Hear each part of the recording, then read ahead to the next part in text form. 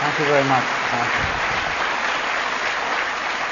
I'm going to start, in fact, talk throughout about an essay and a book written by Samuel Huntington entitled The Clash of Civilizations. When it first appeared in 1993 in the journal Foreign Affairs, it had a question mark after it.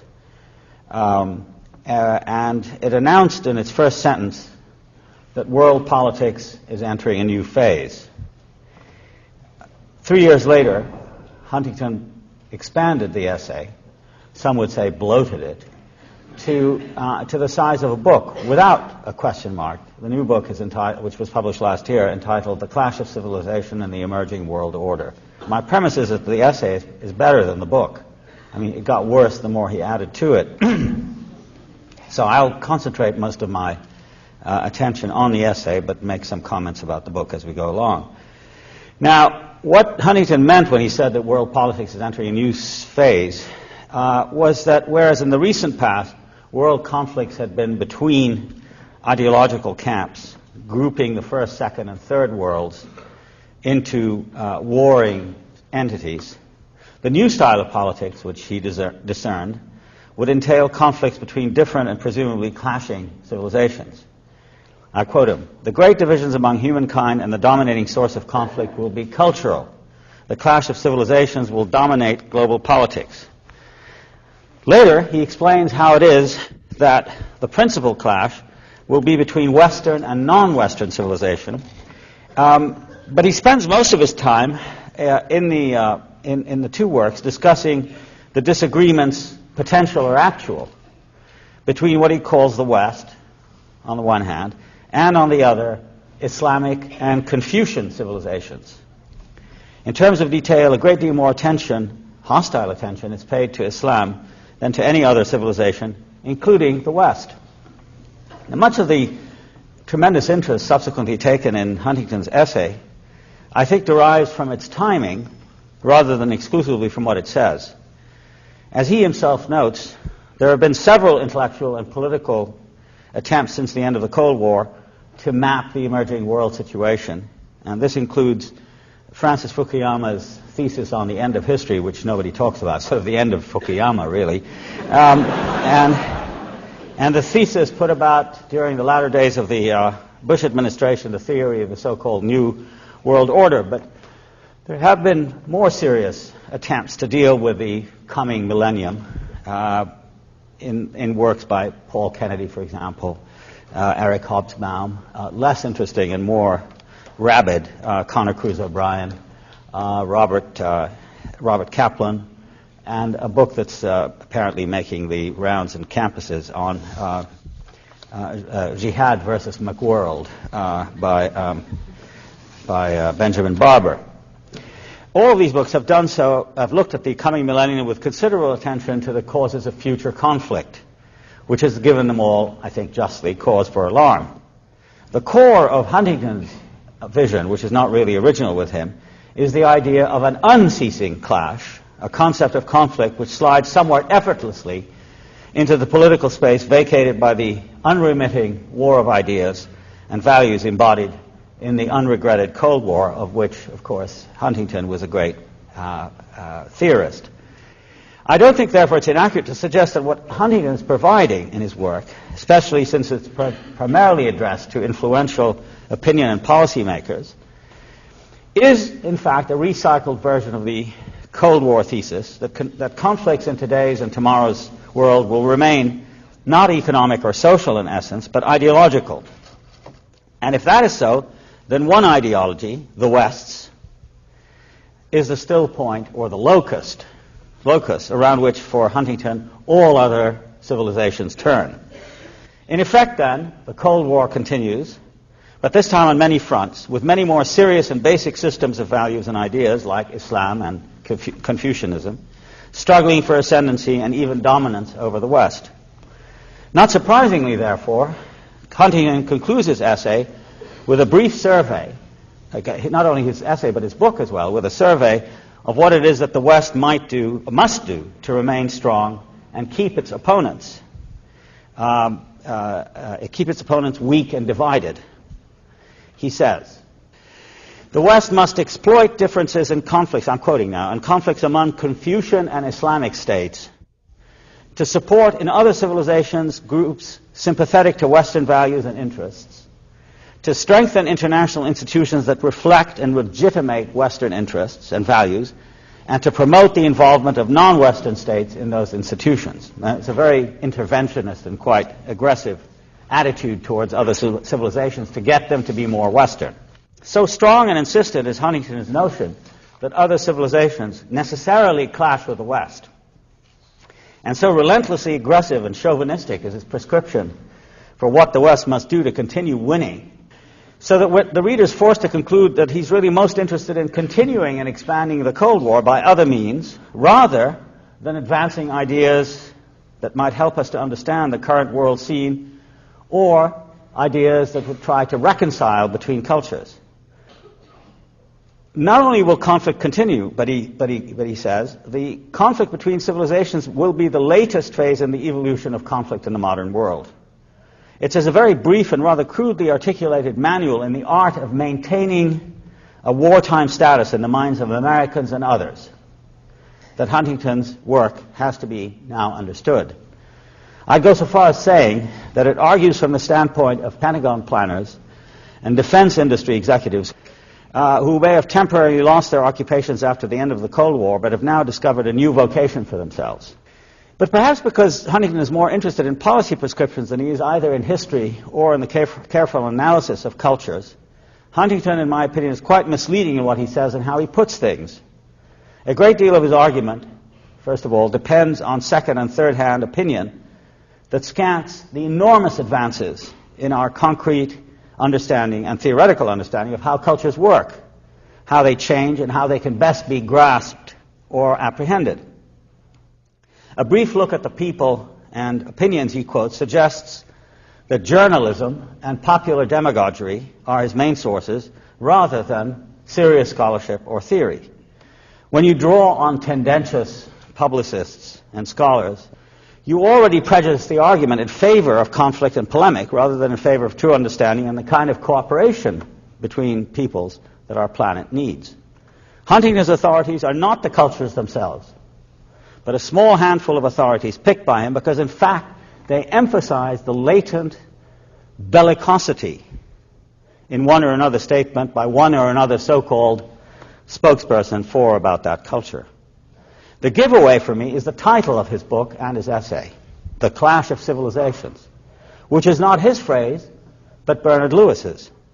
On the last page of Lewis's essay, entitled The Roots of Muslim Rage, which appeared in the September 1990 issue of the Atlantic Monthly, Lewis speaks about the current problem with the Islamic world. I quote, this is incredible stuff. It should by now be clear, Lewis says, that we are facing a mood and a movement in Islam far transcending the level of issues and policies and the governments that pursue them. This is no less than a clash of civilizations, the perhaps irrational but surely historic receptions of an ancient rival against our, whenever you hear the word our, you want to head for the exit, against our Judeo-Christian heritage, our secular present, and the worldwide expansion of both. It is crucially important that we, on our side, should not be provoked into an equally historic but also equally irrational reaction against that rival. In other words, we shouldn't be as crazy as they are. And of course, Lewis is very much listened to at the Council of Foreign Relations, the New York Review of Books, and so on and so forth. But few people today with any sense would want to volunteer such sweeping characterizations as the ones advanced by Lewis about a billion Muslims scattered through 5 continents, dozens of differing languages and traditions and histories. Of them all, Lewis says that they are all enraged at Western modernity, as if a billion people were really only one person, and Western civilization was no more complicated a matter than a simple declarative sentence. But what I do want to stress is, first of all, how Huntington has picked up from Lewis, in a classical kind of Orientalist gesture, the notion that civilizations are monolithic and homogeneous. And second, how, again from Lewis, he assumes the unchanging character of the duality between us and them. In other words, I think it's absolutely imperative to stress that, like Lewis, Huntington doesn't write neutral, descriptive, and objective prose, but is himself a polemicist whose rhetoric not only depends heavily on prior arguments about a war of all against all, but in effect perpetuates them. Far from being an arbiter between civilizations, which is what he suggests he might be doing, Huntington is a partisan, an advocate of one civilization over all the others. Like Lewis, Huntington defines Islamic civilization reductively, as if what most matters about it is its supposed anti-Westernism. I mean, it doesn't matter to him that Muslims have other things to do than to think about the West with hatred. But you get the impression that that's all they're thinking about, is how to destroy the West, bomb it, and, destroy the whole world, really. For his part, Lewis tries to give a set of reasons for his definition that Islam has never modernized, that it never separated between church and state, that it has been incapable of understanding other civilization, all of them, complete untruths. I mean, of course, the Arabs, Muslims have traveled well before the Europeans in the East, in Africa, and in Europe, and were great discoverers of other civilization well before Marco Polo and Columbus. But Huntington doesn't bother with any of this. For him, Islam, Confucianism, and the other 5 or 6 civilizations, Hindu, Japanese, Slavic Orthodox, Latin American, and African, that still exist, are separate from each other, and consequently potentially in a conflict which he wants to manage, not resolve. He writes, therefore, as a crisis manager, not as a student of cultures and civilizations, nor as a reconciler between them. At the core, and this is what has made his work strike so responsive a chord among post-Cold War policymakers, is this sense that you saw in crisis managing prose during the Vietnam War, this sense of cutting through a lot of unnecessary details. You go through masses of scholarship and huge amounts of experience, and you boil all of it down to a couple of catchy, easy to quote and remember ideas, which are then passed off as pragmatic, hard-headed, practical, sensible, clear.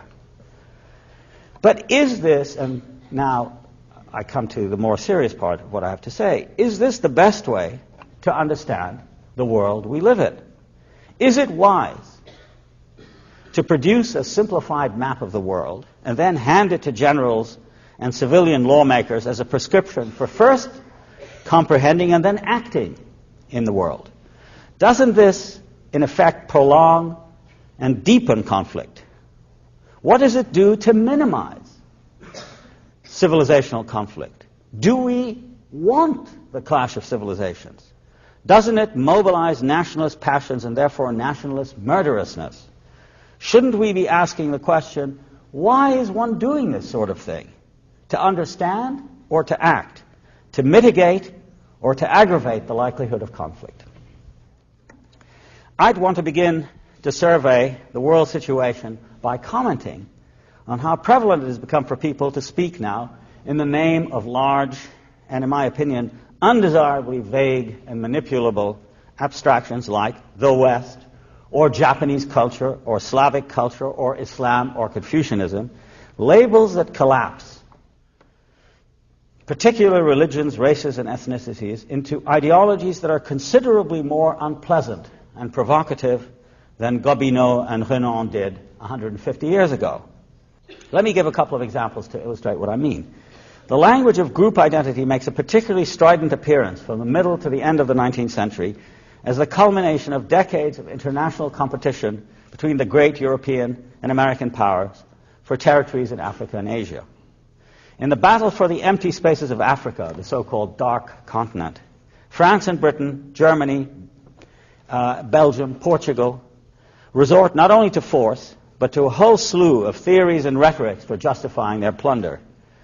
Perhaps the most famous of such devices is the French notion of the civilizing mission, la mission civilisatrice, a notion underlying which is the idea that some races and cultures have a higher aim in life than others. This gives the more powerful, the more developed, the more civilized, the higher, the right to colonize others, not in the name of brute force or plunder, both of which are standard components of the exercise, but in the name of a noble ideal.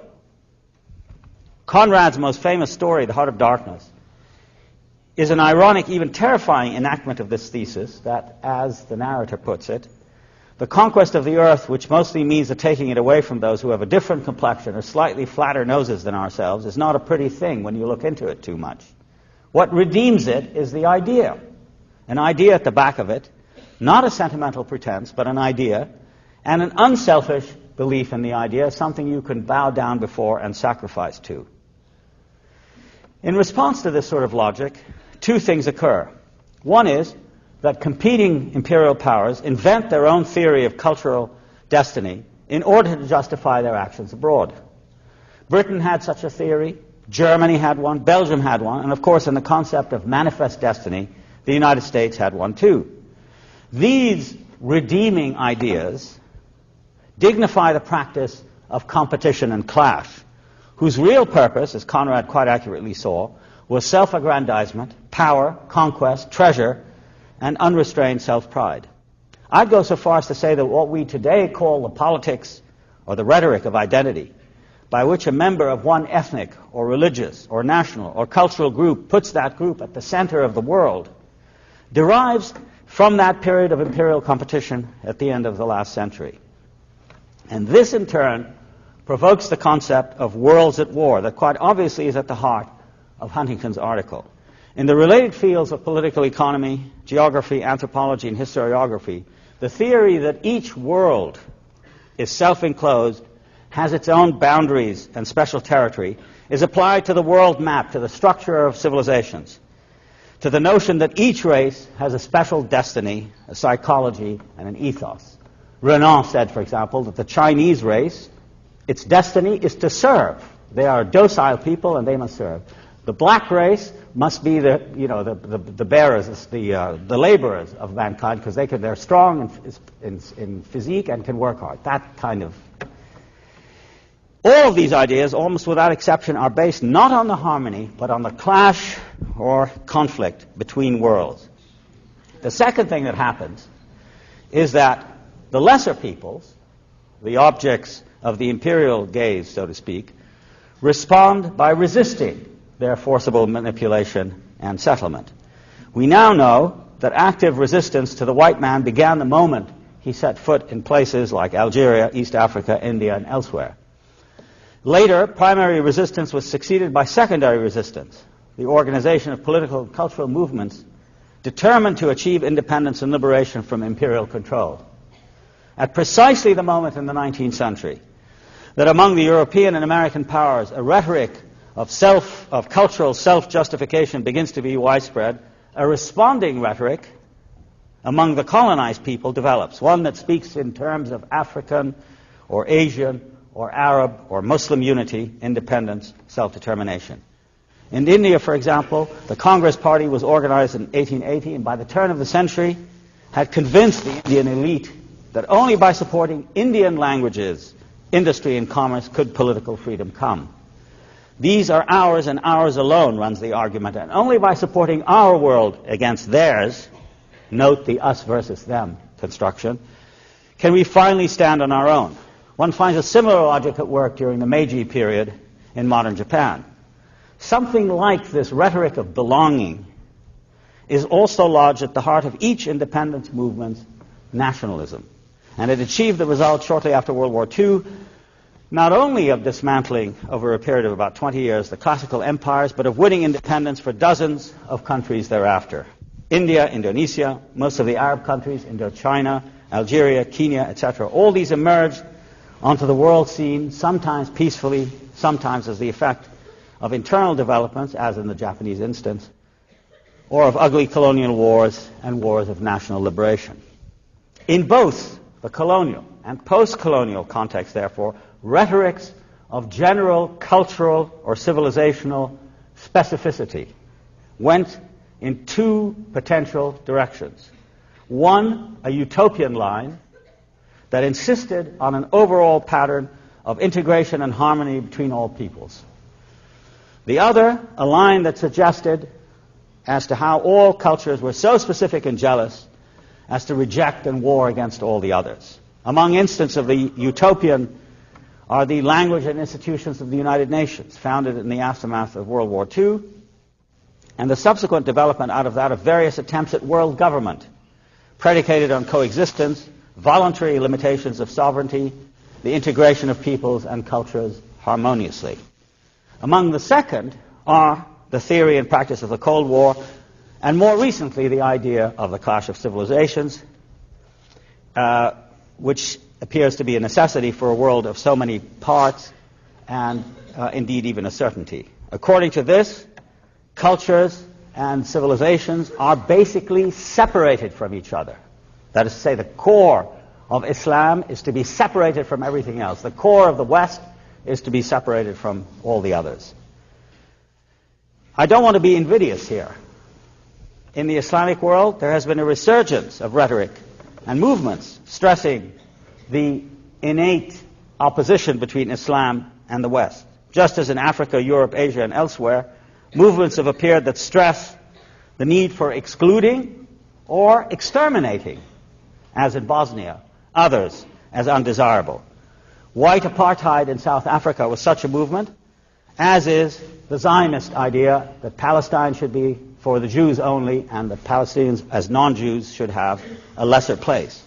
Afrocentricity, Islamocentricity are movements that also stress the independence and separateness of cultures.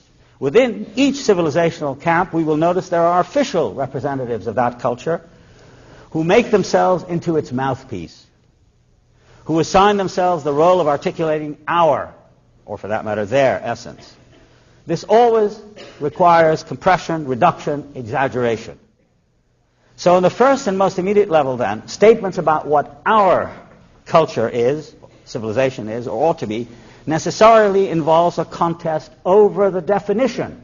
That's why I think it's more accurate to say that the period we're living in is not the clash of civilization, but the clash of definitions. Anyone who has the slightest understanding of how cultures really work knows that defining the culture, saying what it is for members of that culture, is always a major, and even in undemocratic societies, an ongoing contest. There are canonical authorities to be selected, regularly revised, debated, selected, dismissed.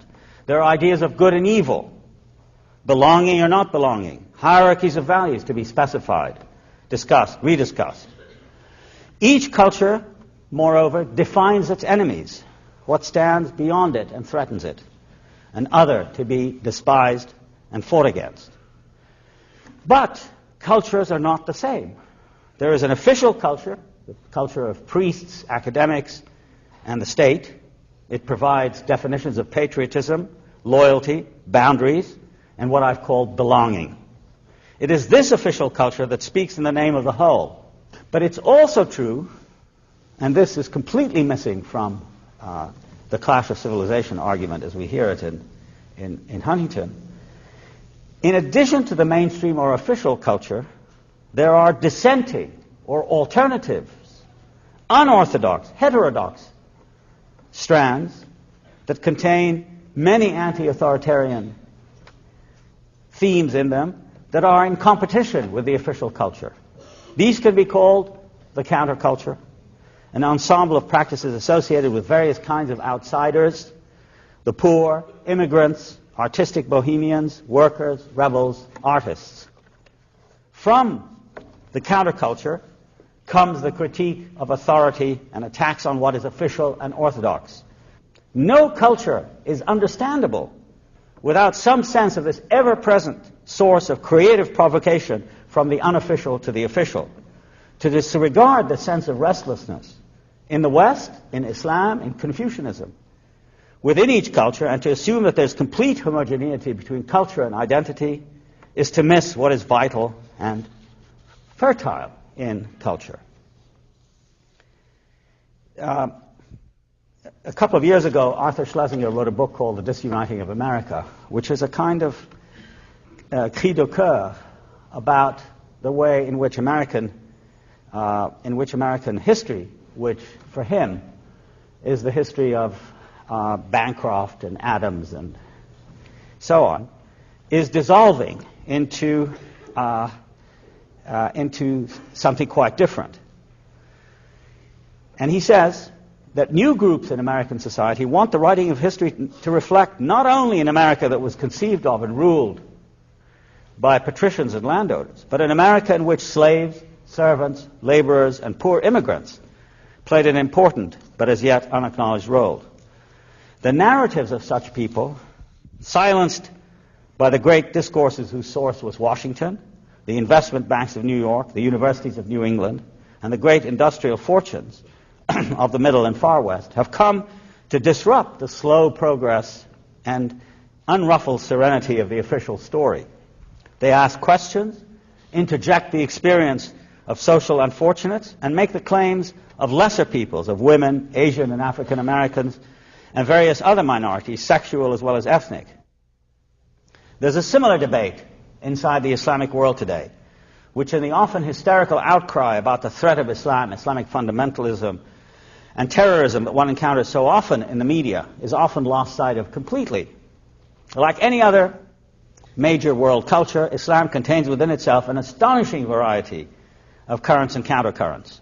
I would say that it is this extremely widespread attitude of questioning and skepticism towards age-old authority that characterizes the post-war world in both East and West. And it's that Huntington cannot handle, and therefore resorts to the business of the clash of cultures and the clash of civilizations.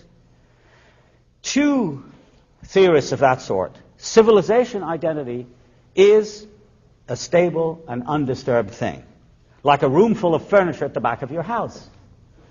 This is extremely far from the truth, not just in the Islamic world, but throughout the entire surface of the globe. To emphasize the differences between cultures is completely to ignore the literally unending debate about defining the culture or civilization within those civilizations, including Western ones. These debates completely undermine any idea of a fixed identity, and hence of relationships between identities, what Huntington considers to be a sort of ontological fact of political existence, to wit, the clash of civilizations. Too much attention paid to managing and clarifying the clash of cultures obliterates something else. The fact of a great, often silent exchange and dialogue between them. What culture today, whether Japanese, Arab, European, Korean, Chinese, Indian, has not had long, intimate, and extraordinarily rich contacts with other cultures? There is no exception to this exchange at all.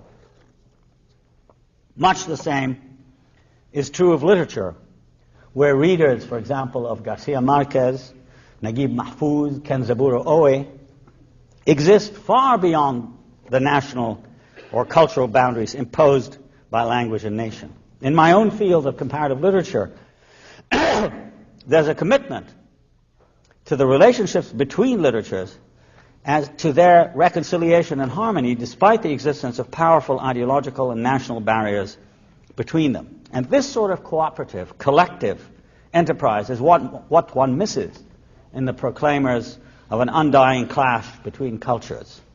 The lifelong dedication that has existed in all modern and ancient societies among scholars, artists, musicians, visionaries, and prophets to try to come to terms with the other, with that other society or culture that seems so foreign and so distant. It seems to me that unless we emphasize and maximize the spirit of cooperation and humanistic exchange, and here I don't speak simply of uninformed delight or amateurish enthusiasm for the exotic, but rather profound existential commitment and labor on behalf of the other, unless we do that, we are going to end up superficially and stridently banging the drum for our culture in opposition to all the others. And we know also, in another very important study of the way cultures work, the book co-authored or co-edited by Terence Ranger and Eric Hobsbawm, that even tradition can be invented that. I mean, the idea of a culture and a civilization being something that's stable and fixed is completely disproved by this notion of how traditions can be invented, manufactured for the occasion. So the traditions are really not the wonderfully stable things that we are, but rather abstractions that can quite easily be created and destroyed, manipulated, and so on. As I've argued in several of my own works, in today's Europe and the United States, what is described as Islam, for instance, because this is where the burden, I think, of Clash of Civilizations thesis goes. What is described as Islam belongs to the discourse of Orientalism, a construction fabricated to whip up feelings of hostility and antipathy against a part of the world that happens to be of strategic importance for its oil, its threatening adjacence to Christianity, its formidable history of competition with the West. Yet this is a very different thing than what, to Muslims who live within its domain, Islam really is. There's a world of difference between Islam in Indonesia and Islam in Egypt. By the same token, the volatility of today's struggle over the meaning and definition of Islam is evident in Egypt, where the secular powers of society are in conflict with various Islamic protest movements and reformers over the nature of Islam. And in such circumstances, the easiest and the least accurate thing is to say, that is the world of Islam, and see how it is all terrorists and fundamentalists, and see also how different, how irrational they are compared to us. But the truly weakest part, and I conclude here, the weakest part of the clash of cultures and civilizations thesis is the rigid separation assumed between them, despite the overwhelming evidence that today's world is in fact a world of mixtures, of migrations, and of crossings over, of boundaries traversed. One of the major crises affecting countries like France, Britain, and the US has been brought about by the realization, now dawning everywhere, that no culture or society is purely one thing. Sizable minorities, North Africans in France, the African, Caribbean, and Indian populations in Britain, Asian and African elements in this country, dispute the idea that civilization that prided themselves on being homogeneous can continue to do so. There are no insulated cultures or civilizations. Any attempt made to separate them into the watertight compartments alleged by Huntington and his ilk does damage to their variety, their diversity, their sheer complexity of elements, their radical hybridity. The more insistent we are on the separation of cultures, the more inaccurate we are about ourselves and about others. The notion of an exclusionary civilization is, to my way of thinking, an impossible one. The real question then is whether in the end we want to work for civilizations that are separate, or whether we should be taking the more integrative but perhaps more difficult path, which is to try to see them as making one vast whole whose exact contours are impossible for any person to grasp, but whose certain existence we can intuit and feel and study. In view of the depressing actualities around us, the presence of many intercultural, inter-ethnic conflicts, it does seem to me ostrich-like to suggest that we in Europe and the US should maintain our civilization, which Huntington calls the West, by holding everyone and all the others at bay, increasing the rifts between peoples in order to prolong our dominance. That is, in effect, what he argues, and one can quite easily understand why it is that his essay was published in Foreign Affairs, and why so many policymakers have drifted toward it, as allowing the U.S. to extend the mindset of the Cold War into a different time and for a new audience. Much more productive and useful is a new global mentality or consciousness that sees the dangers we face from the standpoint of the whole human race. These dangers include the pauperization of most of the globe's population, the emergence of virulent local, national, ethnic, and religious sentiment, as in Bosnia, Rwanda, Lebanon, Chechnya, and elsewhere, the decline of literacy and onset of a new illiteracy based on electronic modes of communication, television, and the new information global superhighway, the fragmentation and threatened disappearance of the grand narratives of emancipation and enlightenment. Our most precious asset in the face of such a dire transformation of history is the emergence not of a sense of clash, but a sense of community, understanding, sympathy, and hope, which is the direct opposite of what Huntington provokes. If I may quote some lines by the great Martiniquean poet, Aimé Césaire, that I used in my book on culture and imperialism, and I never tire of quoting these lines. And he speaks here of man, l'homme in French. But the work of man is only just beginning, and it remains to conquer all the violence entrenched in the recesses of our passion. And no race possesses the monopoly of beauty, of intelligence, of force, and there's a place for all at the rendezvous of victory. In what they imply, these sentiments prepare the way for a dissolution of cultural barriers as a kind of blockage between cultures, as well as of the pride that prevents the kind of benign globalism already to be found, for instance, in the environmental movement, in scientific cooperation, in the women's movement, in the universal concern for human rights, in concepts of global thought that stress community and sharing over racial, gender, or class dominance. It would seem to me, therefore, that efforts to return the community of civilizations to a primitive stage of narcissistic struggle needs to be understood not as descriptions about how, in fact, civilizations behave, but rather as incitements to wasteful conflict and unedifying chauvinism. And that seems to be exactly what we don't need. Thank you.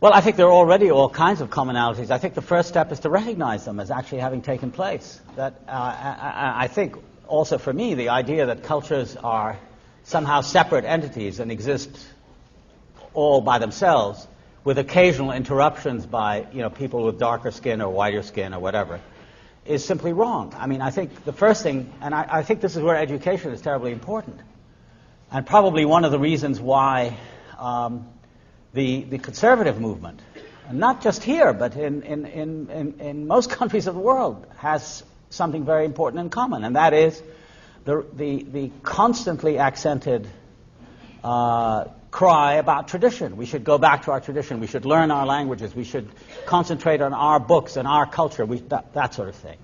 And I think that's bankrupt. I mean, I think all systems of education, alas, are still deeply, sometimes unconsciously, nationalistic. So I think we have to denationalize education and realize and make it possible for people to understand that we live in a very complex and mixed world in which you can't separate cultures and civilizations from each other, but in fact history ought to be taught as the exchange and, of course, the clash of civilization. So I think that's the first step. And once you go from there, then I think we have a better understanding of the way certain kinds of conflict are wasteful and hopeless. I mean, ethnic cleansing, the idea of apartheid, all of these schemes for isolating people, and so on and so forth. I mean, I think it's fairly clear and straightforward. Alas, it requires a lot of work because you're bucking a very, very strong, entrenched position, which says that we are the center of the world, whoever we are. And all of what I've said is really intended as a critique of that kind of monotheistic position.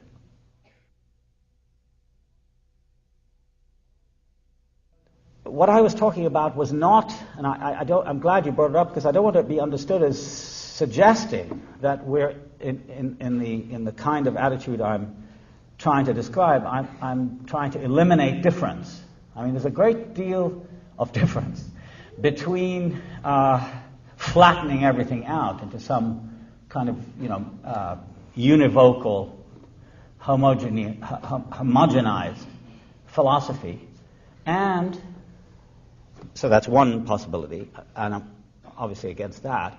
I'm also against the idea of saying, well, everything is clashing and it's different and so on and so forth, and that strikes me as the major flaw in Huntington's proposal. I think it's a prescription for war, and he actually says it is. And third is the other alternative, which is what I call coexistence, but coexistence with the preservation of difference. I mean, in other words, that you be able to live with those who are different from you in all kinds of ways, assuming that there's a kind of, as the English poet Gerard Manley Hopkins says, there's a kind of radical inscape to each individual. There's this kind of different kind of construction or constitutiveness to all people in some way, and which applies to all languages, to all cultures, if you want to use that phrase. And so it's the idea of respecting the difference but living with it. Human history is really a long history of compelling difference, either by assimilation or by extermination, by domination. And I'm certainly not suggesting that what we need is a unified and simplified and reduced culture that includes everyone without distinction. Everybody should wear the same uniforms and so on. That's not what I'm talking about. I'm really talking about the preservation of difference, recognizing that difference is all, but coexistence between them, rather than saying, well, we are different, therefore you have to stay away from us, or we have to protect ourselves against you, or we should destroy you. That's very, very dangerous. And I think there are indications, as I suggested at the end of my talk, in movements of what might be called a benign global consciousness, in, for example, the environmental movement, where environments differ, but they're all threatened, and they differ in different ways and have to be preserved and studied according to those differences, not according to some universal model.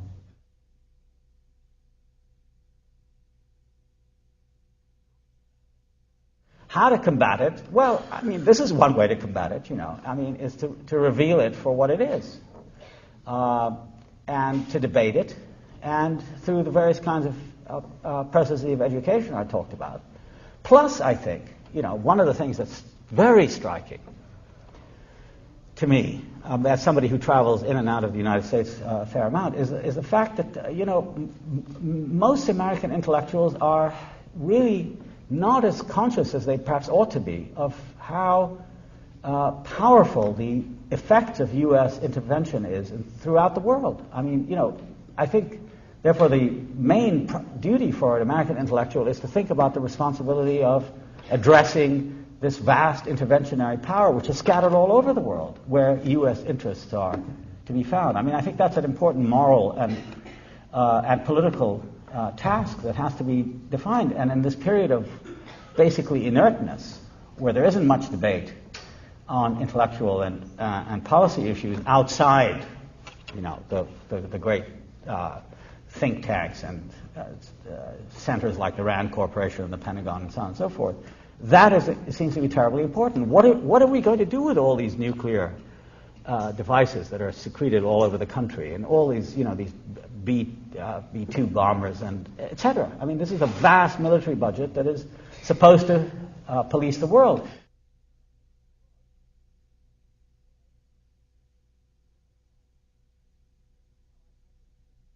No, I think that the situation of the Palestinians is, at this moment, really quite, well, it's verging on the catastrophic, I'd say. I mean, it's not a happy moment. Not only is there really a quite crazy, in my opinion, well, egregious is the word I sometimes use for Netanyahu, but I mean, there's something quite bloodthirsty about it. And this is the head of the, as Mr. Arafat calls them, our peace partners, on the one hand, and on the other, you have the United States pretty much backing Israel. I mean, there are a few bleats here and there from Albright and a couple of others saying, well, please, time out on the settlements. I mean, the suggestion being, if you count to 10, and during the count of 10 you don't build any settlements, you're somehow being a nice guy. And then after 10 you can build all the settlements you want, which is the theory, I think. And supplying Israel with billions of dollars a year. They say $3 billion. There was a letter in the Times yesterday exactly about that. Say, well, why don't we say something to them about it? We keep on punishing the Palestinians. We withhold $100 million of aid, and here for the Palestinians because they're not fighting terrorism enough, which means pretty much lock everybody up. So why don't we withhold some of the aid to Israel? Was the question. I think it's a very good question. It's never asked. And then. I mean, it's a catalog of woes. And then, you know, we're at a moment in our history as Palestinians that we are led by, I don't know, words fail me, I don't know what we're led by, but not a very bright leadership. You know, going from one mistake after another without and there's a kind of natural thing that occurs amongst most people, that in times of trouble you don't want to change horses in midstream. I mean, and there's the leader, and we're beset on all sides. We can't move. The refugees have no passports. They're unable to work. They're unable to travel. You know, there's 7 million Palestinians in the world today, more or less, facing the same problems. Some obviously worse than others. And the people on the West Bank and Gaza have lost, 50% of their income over the last 4 years since the peace process began. And unemployment is up to anywhere between 30 and 60%. And houses are constantly being destroyed, and property is taken from Palestinians, and new settlements are being built in Jerusalem. Jerusalem is being Judaized. So in all of this, it's very difficult to say that there's much brightness on the horizon. I think it's a particularly bad period, which I'm afraid will get worse, because the leadership is very shaky. Arafat has very little popularity now for obvious reasons. I mean, he hasn't delivered anything except problems, and he keeps rounding people up, as the Israelis tell him to do. And his men in Washington keep on conceding more to the Israelis, agreeing to more humiliating terms. And I think the main problem, and I think this will probably help a great deal in the near future, will be the clarification of what it is that we're all about. I mean, for years we used to say that we want to liberate Palestine, and then we say we want to liberate a part of Palestine, then we want sovereignty on that, then we accept autonomy on that. We don't even get that. So the horizon keeps shrinking, and people don't know what the whole struggle is all about. And until that is made clear, unless there's some kind of consensus, which is bound to arise at some point, I think our situation will get worse. And finally, it's been Iqbal shares the same, view. It's been our view that, that the United States plays an extremely important role. And I think the view of most people, I'm talking about, citizens like ourselves, is that the situation in the Middle East, especially with regard to Israel and the Palestinians, is simply unacceptable. I mean, this is, the most extraordinary kind of flouting of the rules of international and even national behavior. Collective punishment is the order of the day. People are killed all the time, and the idea is that Israel can do this and we can continue to pay for it. So what I've been surprised by is the absence of a movement in this country of people who are willing to take this quite important issue. And it's a movement, I think, that a lot of Jews have to be involved in it. I don't think it's just, I know it's Rosh Hashanah, so I don't think, but I think it's not something that you can turn your head away from, because this is done in the name of the Jewish people. And I think it's a quite important political and historical struggle. And at the bottom is a question of fairness and justice. Not of the United States, but of the future of these two peoples who have to in some way share Palestine. But I think the role of the United States and the United States citizenry is absolutely central. Raised consciousness and asking questions and not allowing these things to happen in the name of the West and the great and the good and the beautiful without demurral. And I think, if I might just say one more thing to my Jewish friends, that I think the crisis is a crisis of conscience. That is to say, until there's a widespread recognition and acknowledgement of what Israel cost the Palestinians, and that the present identity of Israel today is fundamentally intertwined with the tragedy of the Palestinians, one caused by the other, there will never be peace, because you can't continue to sweep away the fact that Israel was constructed on the ruins of another society and by the mass dispossession of another people who remain unacknowledged as just sort of obscure natives in the background, back to the desert, let them go to one of the other Arab countries. That's been the position. Now, the Oslo Accords say specifically that Israel bears no responsibility for the costs of the occupation. This after 26 years of military occupation, no responsibility. As an Israeli journalist said, he said, we took over the country in 1948 from the British. The British left us the port of Haifa, a road system, an electrical system, a large number of municipal buildings, and lots of prisons. And we could build Israel. Without that, there would be no state today. If we had taken Palestine in 1948 the way we left Gaza for the Palestinians, there would be no Israel. We destroyed the economy. We deported most of the capable people. We forced the people to live in hovels and refugee camps over a period. I mean, if anybody's been to Gaza, it's one of the most criminal places on earth because of Israeli policy of occupation. And they bear no responsibility for it. I mean, that's simply unacceptable, even for the Jewish people who have suffered so much. It's unacceptable. You cannot continue to victimize somebody else just because you yourself were a victim once. There has to be a limit.